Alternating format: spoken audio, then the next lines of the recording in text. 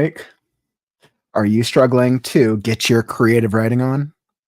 Are you trying to beat procrastination? Well, join me on our live stream of Kauffman Writes for you beginning, intermediate, creative writers out there who are looking for some creative writing inspiration, creative writing sprints, tips, tricks, strategies, and all the creative writing stuff that you can need. We're going to start off with a couple of writing sprints for the day, two to be exact. So we're going to do two creative writing sprints, 20 minutes apiece. Ooh. Gotta turn this off.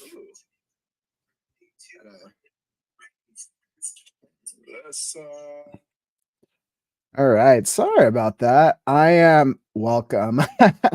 I'm trying out the new stream feature through the YouTube Shorts, and I'm playing around with it to see what it's like streaming through the shorts shelf on YouTube.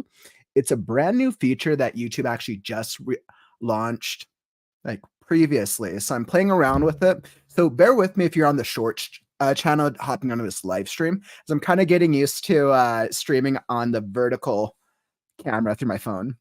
But creative writing. So writing sprints, a question of the day you can see right up here if you're in the stream. And if you're on the shorts shelf, the question of the day is, how do you motivate yourself to write when life is crazy?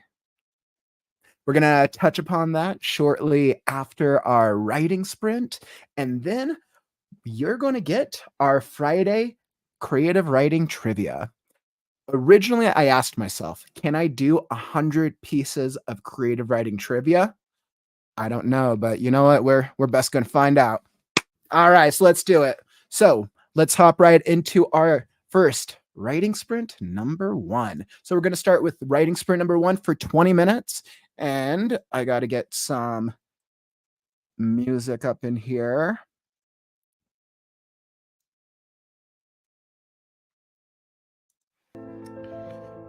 All right. Now, if you're joining on the short shelf, I usually have the music streaming through this the other software, so it might be a bit of a quieter experience for you. I'm going to encourage you to come write with me and get some writing on. And let's see, what I will do is I'm going to post this looking at the screen, so that way you can see what I'm writing. Awesome. And for those of you in the live, thank you for hopping in. You know the drill. If you've been here, you know my writing sprint. And there we go. So this is going to be my writing screen. And let's see. Maybe I can do that. We're going to see if I can figure out a good way. All right. So we're going to get our 20-minute timer on. And I'm going to do this. It's not a very good angle. Clearly, we're playing around with getting used to how we're doing our live streaming through the short shelf today. All right. So you guys see my chapter? I'm working on The Last Scarecrow. This is my daily novel. You know, I started with 2 to 3 page short write, and 2 to 3 page free write. And now, 90 pages. That's right, 90 pages so far. It's going to be a real doozy of a story. Let's see. So I'm just going to set that. I think I can get that angle. Perfect. I want to make sure that everyone can see over here. So awesome. Bear with me while I'm getting used to this this technical setup, ladies and gentlemen, ladies and gents. While I'm fixing my setup, let me tell you, I've actually been super excited to get to this next portion of my story. I was feeling very unmotivated today. Let me tell you, feeling very unmotivated to get some writing in, but 30 minutes, every day. Consistency. Consistency is the key. All right, so let's go here. I want to make sure that you guys can see the setup. I think that'll be good. So that way you guys can see what I am working on. Perfect. And I'll have to remember for future streams to do a better setup for my shorts view. Yeah. All right. So let's go Last Scarecrow. All right. So I am on to page 90. I'm going to blast up the music. Once again, if you're just joining me, feel free to join in on some writing, or live vicariously through me. And I'll do the writing for the both of us.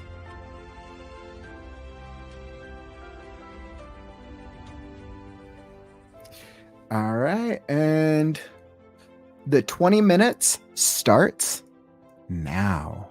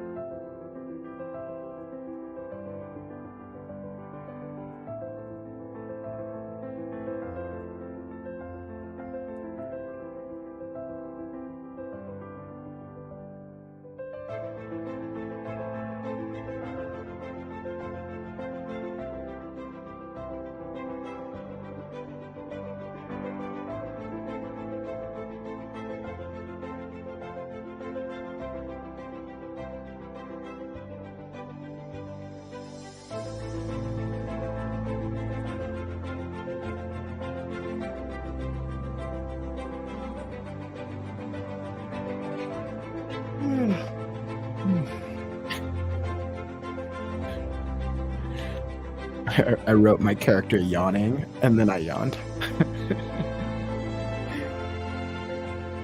That's really bringing it to life for you.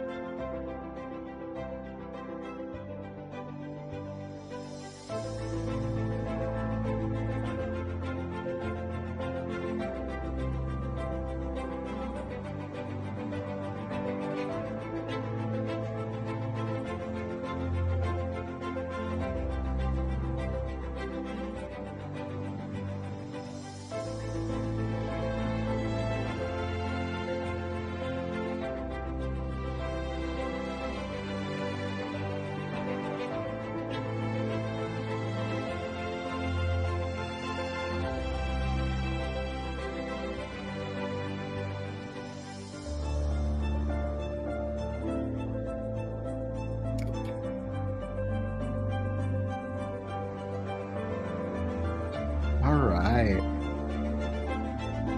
So we got timer number 1. Writing sprint number 1 is all complete. Excellent. Great work. All right. We'll throw that guy back over here. Perfect.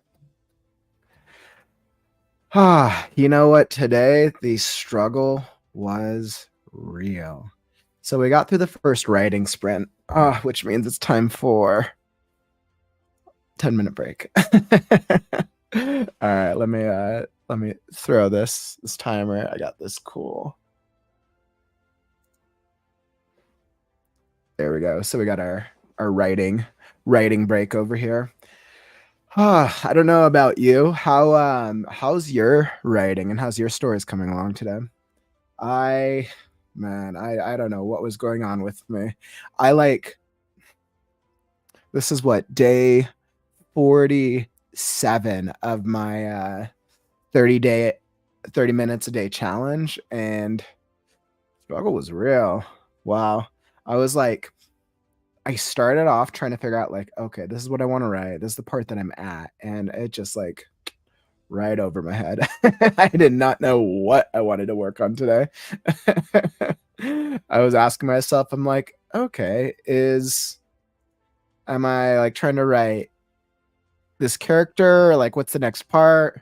I don't know why I was having such a brain fart. It took me like a good 5 minutes of just like thinking to be like, okay, this is the next part. Like, this is the next like portion and section of the writing we're getting into. I was like, okay, we'll see how it goes. Yeah, but if you hopped on the live stream or you're watching this on the replay, drop a comment below. I'd love to hear, how's your writing going today? Were you able to get any writing done, or has it been a little bit too busy of a week? Sometimes when life is crazy, all you can do is you can just like make a plan for like what you're going to work on next. Which actually brings me to the question of the day. How do you motivate yourself to write when life is crazy? Oh man. I pose this question to you. Drop it in the comments if you've been struggling to write lately. I've been writing all my life. There's been times where I wrote for like, I would write like months on end back to back, and then times where I wouldn't write for months and all. And what I realized when I had a 40, 50, 60 hour a week job, it was so much more difficult to make writing happen, to make things like come to life, and to actually be able to be like consistent and effective. And yeah, it was more challenging. It's not to say it was impossible. It was just challenging. And I think the difference is you have to be more on top of your writing routines. You have to be more on top of your consistency and everything that you're working towards if you're going to be successful. I think that's the real key to success over there. Let's see. And just wanted to check. Awesome. Yeah. So when something that's worked for me when I'm trying to motivate myself to like get started and like get into like the writing process, I always think back to what was the last thing that I was actually inspired by. Sometimes I'll think like maybe that was a TV show or a book, or maybe it was like a short story. It kind of changes. It kind of depends from day to day and time to time. And if I was like consistent the last time that I was inspired, then I would be like, all right, I would follow that and then go into the same writing routine. And then I'd let myself like get into like a new writing process. And then I would try to remember that and keep that routine in mind as I brought it back into the present. It's hard, right? When you've been working a 40-hour a week job, you have family, you have responsibilities, and you have all the things. Like, trust me, I get it. It's hard. And I think the real key to success is knowing when you're going to get back to writing, what your story is, and how you're going to get back to it. The goal isn't to pressure yourself and feel bad that you didn't write. Like it's not what it's about at all. Right? If you haven't written in weeks or months, like it's fine. It happens to the best of us. The goal is to think about how can you make it easy? How can you improve this new habit so that way you can like get back into it and do it as like you want to start off small and then build up over time. So if you're really struggling to write, I would usually suggest start with like 5 minutes, like set yourself with like a 5 minute goal. And then from there, you could really just like push yourself to like, okay, so I got 5 minutes and I'm going to push myself up to a 10-minute writing time and then a 20, and then slowly you can build upon there. And then something that really helps is some good writing music. Yeah, writing music is what's up. So that's that yeah. I feel like you also need like a really good ambiance. I know one of my friends, I know one of the other writers, Vaughn was talking about he was going to a writing coffee shop. I was like, I thought that was cool. Usually when I was located back in more of like a centralized city, I would be able to just like try out random coffee shops when I was feeling uninspired. Something else that worked was joining a writers group. The writers groups are great for accountability because A, you network and make friends, and B, you get to talk about writing, or you get to talk about things that like other writers are interested in. So like I would go to these like writer meetings for one of the groups that I was in. I probably did about like 5 to 6 different groups over the past just the past 10 years or so, just different like styles of writers groups. But you'd go and you talk about like, okay, like this is like the type of writing I'm into, or let's talk about this TV show or the script or this movie or whatever, right? And because you guys all had the similar interest about writing, it made it cool because then you guys could also dig into the writing. And then a lot of time people would bring stuff to read. So writing groups are a great way to get feedback if you're working on like a short story, a novel, or script. And then once you're like consistent, you're like, okay, I need to make writers group this week. Then you feel like you need to prepare something. So a writers group acts almost like an accountability partner. It's really effective. That's definitely something I'd recommend. So writers group, writing, and craziness. I definitely I hope that we get some good writing in this weekend. And yeah, so I'm approaching the end of our timer. Still got a couple minutes left, but I think I'm ready to hop back into it. I want to get back into the writing routine. I think we're going to get at a good point. So if you're just hopping in on the stream, we were just talking about some writing things. I'm currently in the middle of our 10-minute writing break. We're doing 2 writing sprints today, 2 20-minute writing sprints.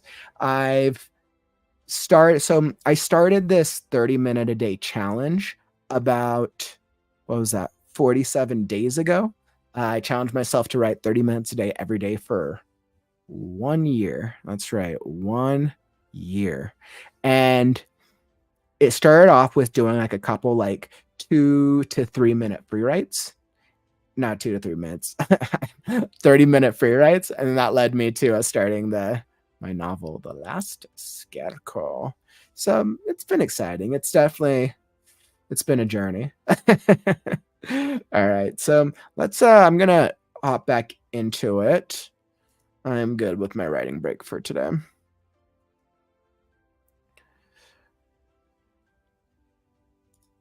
All right. And that is an old one.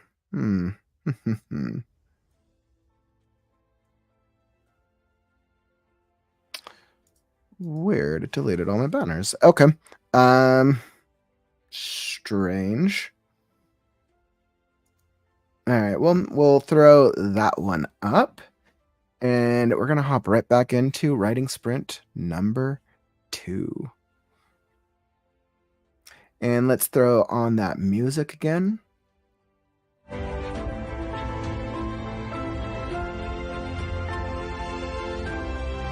Perfect.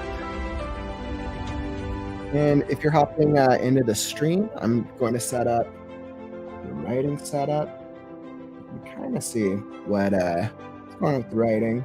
Let's see if you'll be able to get there. Let's see. Oh, kind of out of focus. Yeah. Oh well.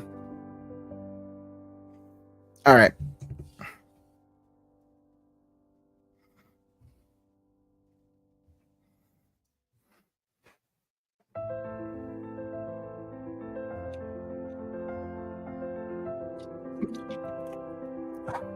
All right. The writing break comes to an end. Time to get back into writing sprint number 2. So let's reset the timer. We got 20 minutes on the clock. Once again, if you're just hopping into the stream, feel free to join me in getting your writing on, or you can live vicariously through me as I write. I think I'm at a good place this time. Writing sprint number 2 is going to be better. All right, let's get into it. And let's go. Starting 20 minutes, and let's roll.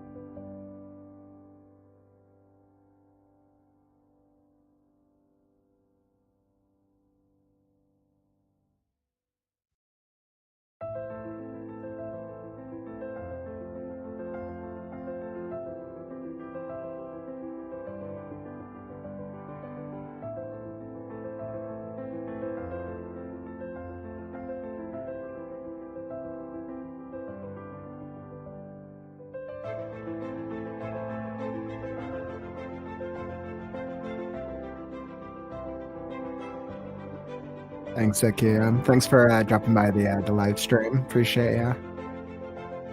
I'm actually surprised that many writers aren't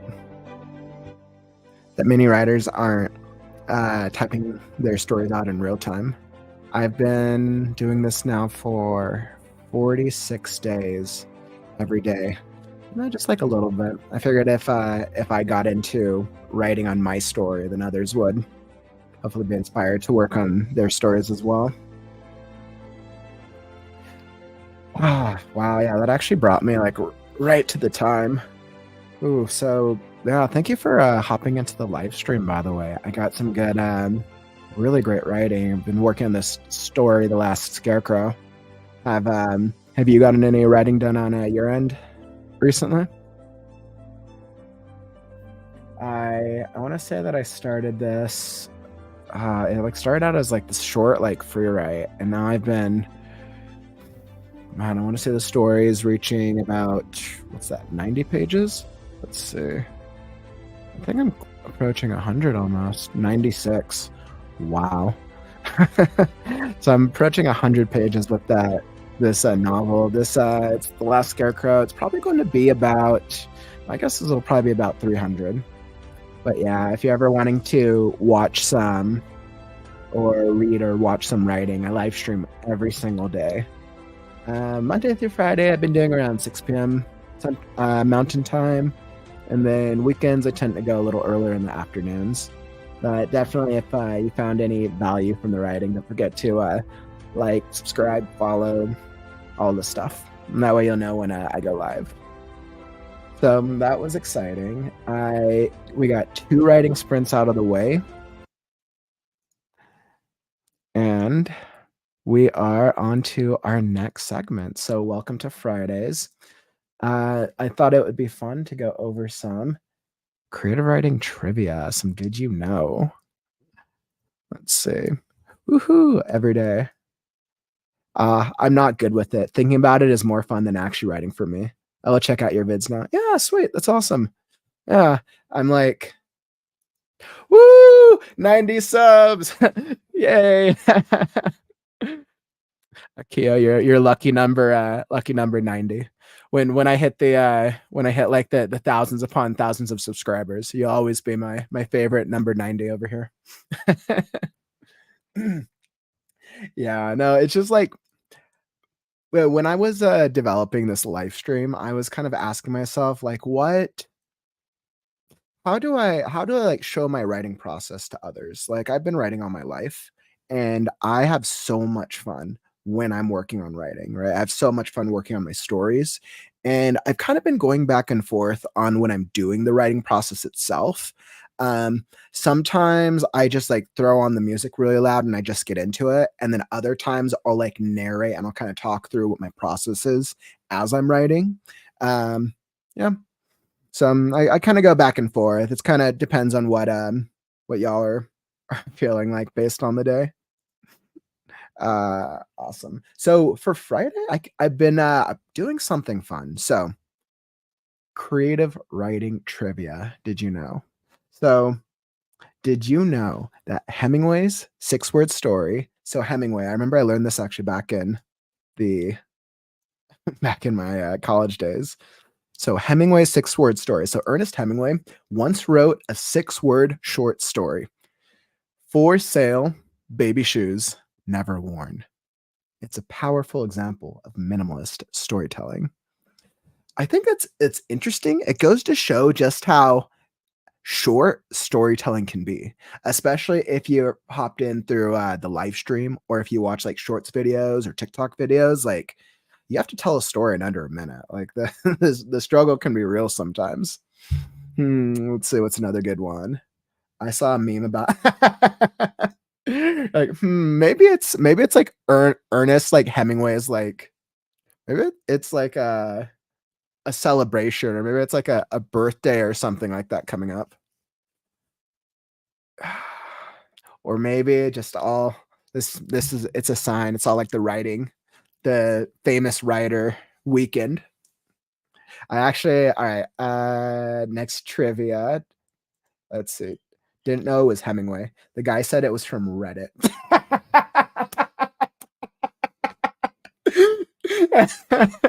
Okay, that's pretty hilarious. The Hemingway six-word story is like it's like a classic example of that you can tell that all it takes is six words to tell a story. Um, I usually joke around with writers. I'm like, technically, you only need three words to tell a story. It's called beginning, middle, end. But that's kind of funny that some guy from Reddit was like, "Yeah, this is my story." I'm like, "Okay, okay, Redditor, I see you over here." It's not a fact checking over here. All right, let's see. Next writer trivia. Dr. Seuss. So we're going to go the complete opposite end. Green eggs and ham was born from a bet between Dr. Seuss. Do you know Dr. Seuss's name, by the way? Theodore Geisel? Man, what a strange name. Dr. Seuss. Man, no wonder he became Dr. Seuss. And his Green Eggs and Ham was born from a bet between Dr. Seuss and his publisher, who challenged him to write a book using fewer than 50 words. Interesting. I was like, Green Eggs and Ham, I think, is probably one of like Dr. Seuss's most like well-known books when you think of all like the Dr. Seuss books. Interesting. Let's see, what else do we got here? J.K. Rowling's rejections. Before Harry Potter and the Philosopher's Stone was accepted for publication, J.K. Rowling received numerous rejection letters from publishers. Did you know that? And I actually like this is a great moment to add that if you're trying to get your stuff published or you're trying to get it to like a big publishing house, don't give up. Keep giving it to as many publishers as possible. I actually knew the J.K. Rowling story a little bit from like when I was really into Harry Potter. I want to say that she sent out that original manuscript of Harry Potter and the Sorcerer's Stone to like must have been like 50 or 60 publishers or something like that. She sent it out to a lot, but the first one, it only got picked up because she was consistent and persistent. I know I've always there was always that story of how J.K. Rowling wrote the parts of the original manuscript of the Sorcerer's Stone on napkins when she was working at a restaurant. I'm like, that's interesting. Like, have you ever been so creative that you're like, all right, I just like have this like story inside of me? The closest thing I have is a piece of paper or a napkin. I'm like, all right, well, I feel like if I have something, I'm probably writing it on like my phone. All right, let's see what do we got here next. Ooh, Hitchcock's MacGuffin. So Alfred Hitchcock popularized the term MacGuffin, which refers to a plot device that drives the story forward, but is often insignificant in itself, such as the briefcase in Pulp Fiction or the Maltese Falcon in the movie of the same name. Do you ever use a MacGuffin in your story? If you've ever seen Pulp Fiction, which is a classic, by the way, if you haven't, go watch it. It's a good it's a really great example of a unique storytelling telling format that's very non-traditional.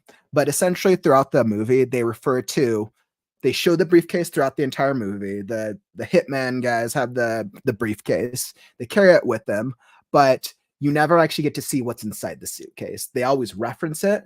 They reference it pretty frequently, and they show it on screen, but you never actually see what's inside the suitcase, and that's part of like the thing of the movie. And ultimately, the suitcase doesn't really do anything for the overall plot. It was kind of just a device used to be like, oh, okay, I want to know what's inside. I heard MacGuffin for the first time in a T dot. You're like, what's a MacGuffin? I've actually heard that term before too, and I don't think I was super clear on it. The more you know, creative writing trivia of the day.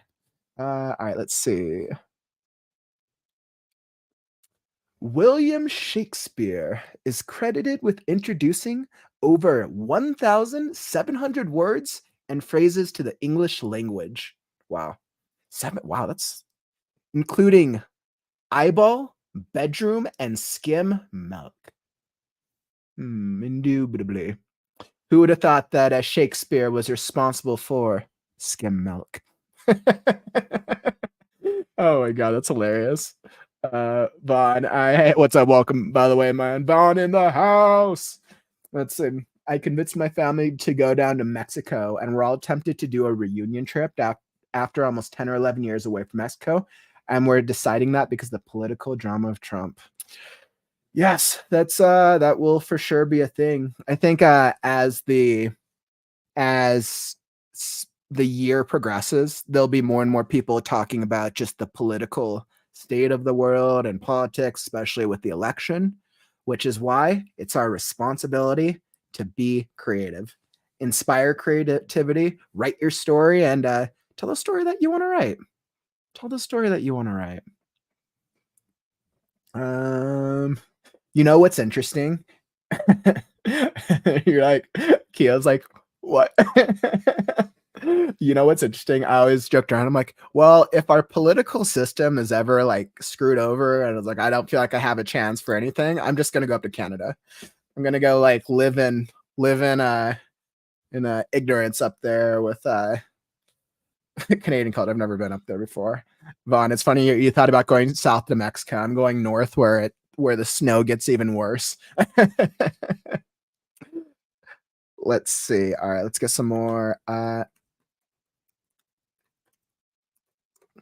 All right, let's see what other creative writing trivia we got for the day. So, no, that one's not exciting.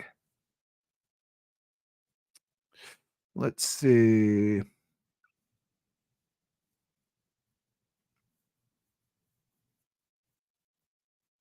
Interesting. So, I don't know if you're a fan of Charlie and the Chocolate Factory, but the author, Roald Dahl, author of the beloved children's book like Charlie and the Chocolate Factory and Matilda, wrote many of his stories in a tiny, isolated hut at the bottom of his garden.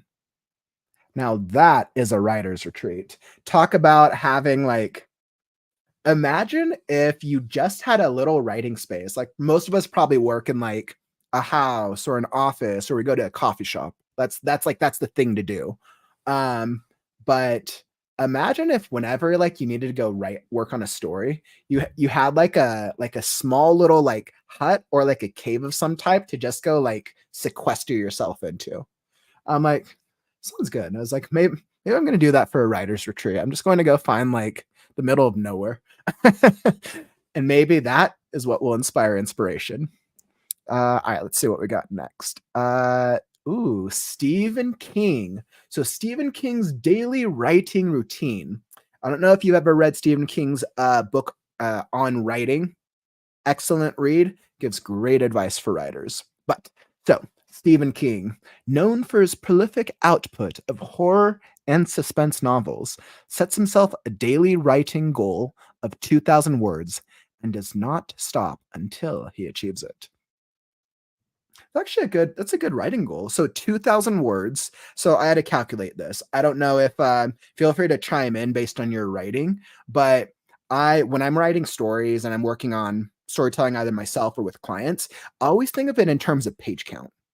And I always think page count double spaced, of course, is the industry standard. But I think of like, all right, so 200, I would say 300 words for me fits about one page. So when I think of 2,000 words, 369, that's about 6 to 7 pages a day.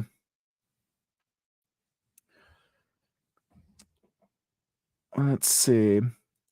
Sarah, what's the name? Oh, it's called Stephen King's on writing. I believe that's what you were referring to. Yeah.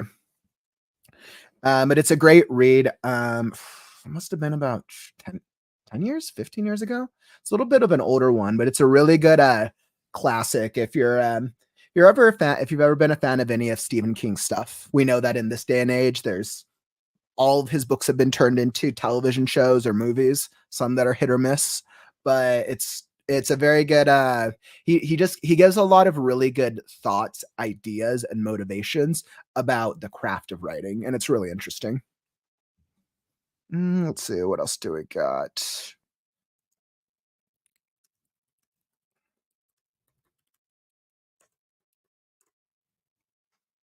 Let's see, it's like some of these ones are like authors that I'm not as familiar with. Let's see. J.R.R. Tolkien's Invented Language. All right, so we know Lord of the Rings. So J.R. Tolkien not only created the intricate world of Middle Earth, but did you know that he also invented several languages, including Elvish, Dwarvish, and Orcish? Imagine writing a story and creating 7 full-on languages for your story. Now, the language part was something that, like, I already knew about, but, that's crazy, like, that's crazy. So I'm going to sleep now. It's 2 AM where I live now. I'm going to listen to your videos to fall asleep. Have a good day. Okay, thanks so much for dropping by the stream. Appreciate ya. You're always welcome to come chat about creative writing. Let's see, and then what else do we got next? J.D. Salinger's Retreat.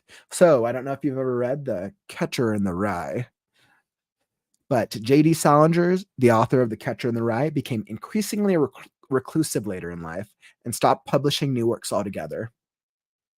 Okay. I was like, the creator writing trivia.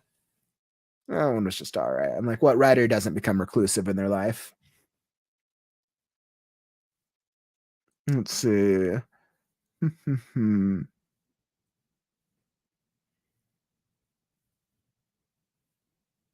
Interesting. Um, so Virginia Woolf experimented with the stream of consciousness narrative technique in works like Miss Dalloway and To the Lighthouse, allowing readers to delve into the inner thoughts of her characters. I've never done stream of consciousness writing before. Feel free to weigh in if you've ever tried that. But so stream of consciousness is essentially it's exactly what it sounds. You're basically writing your thoughts. It's kind of like journaling, but what you're doing is you're basically whatever your character is, you're journaling what their stream of consciousness and their thoughts is. It's it's a good writing exercise, especially if you're trying to free write and develop like a character's like interiority, especially for a story. It is hard though. It's hard to emulate because when you think of stream of conscious, I like journaling for myself, like I can do that. But now if I'm putting myself in a character's mind, it's just really good practice. Let's see, what do we got next?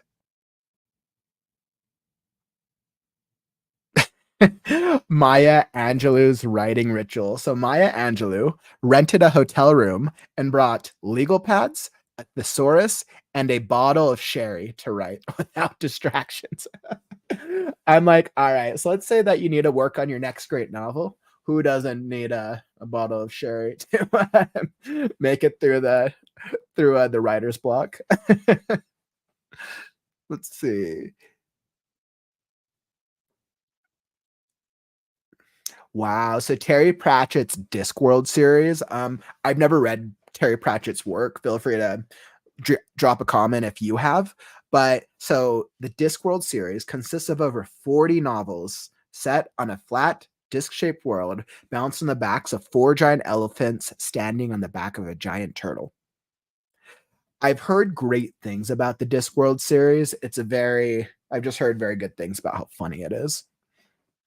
Let's see what Kurt Vonnegut often included doodles and illustrations in his novels, adding visual elements to his distinctive writing style.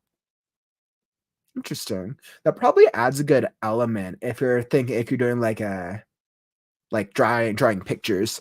Unfortunately, if I was going to be doodling or drawing pictures for my book, all that we'd end up with would be like stick figures.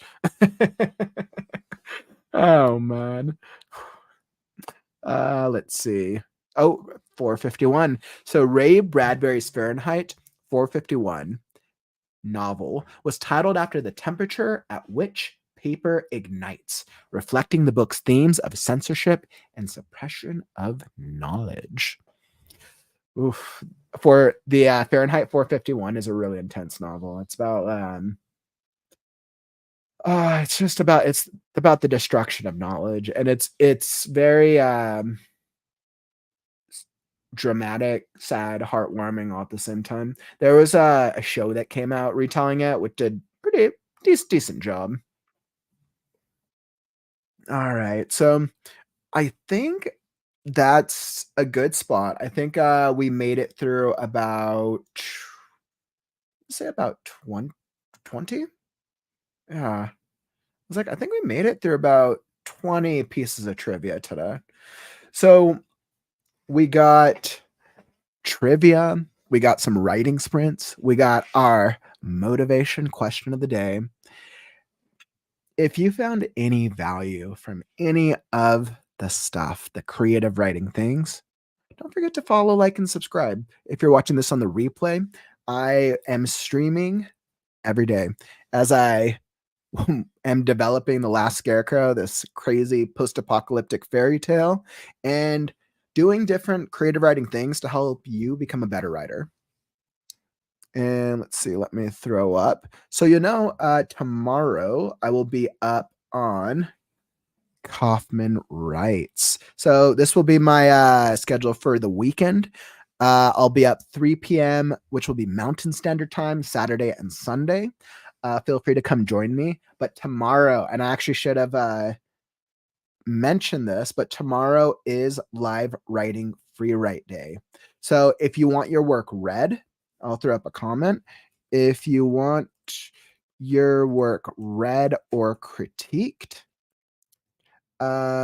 send email an excerpt to my email, the creative ghostwriter at gmail.com. Tomorrow, I'll be doing live critiques, live reviews, and maybe some live narrations. It'll be fun. Saturdays are always super cool. I have way too much fun with with narrating stuff. So thanks for joining today. I will catch y'all tomorrow. I'm Kauffman, and I'll catch you